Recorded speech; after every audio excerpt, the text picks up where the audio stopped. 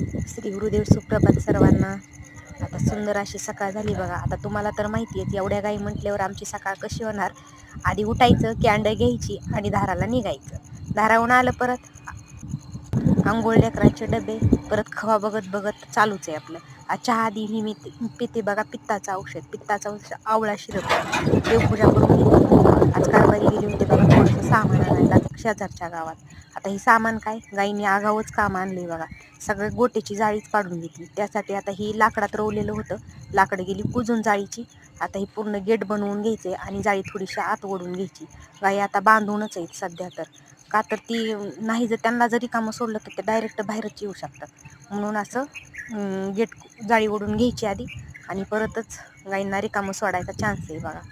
आता हिने खूपच आगाऊ कुटाणा आणलाय, पण ती करावं तर लागणारच आहे. श्री गुरुदेव.